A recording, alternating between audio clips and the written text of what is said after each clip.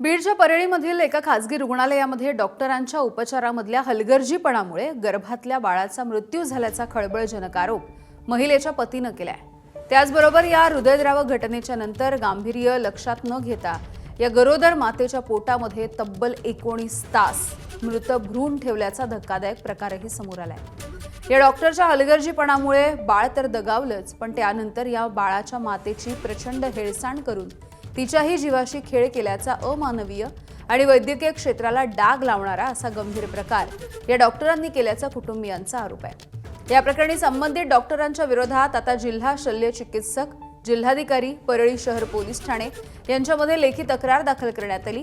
मातेच्या जीवाशी खेळण्याच्या प्रकाराची सखोलपणे चौकशी करून कडक कायदेशीर कारवाई केली जावी, महिलेच्या पतीनं ही मागणी केली आहे। परळी खासगी रुग्णालयामधल्या तक्रारीच्या संदर्भात जिल्हा शल्य चिकित्सकांनी समिती देखील स्थापन केली।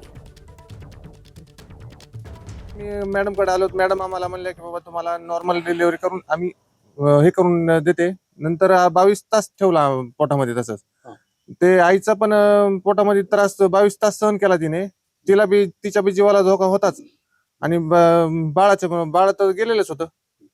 आता तुमची मागणी एवढीच आहे की बाबा मॅडमला कारवाई करून सगळं हे करून मॅडमला पूर्ण झाली पाहिजे। रुग्ण भरती झाले होते डिलिव्हरी करता आणि त्या रुग्णाच्या संदर्भामधली जी तक्रार मला माझ्याकडे काल प्राप्त झाली, त्या अनुषंगाने तक्रार तर अतिशय गंभीर स्वरूपाची आहे।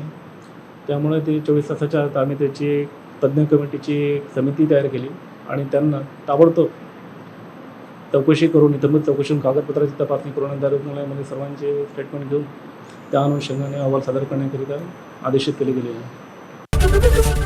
एबीपी माझा, उघडा डोळे बघा नीट।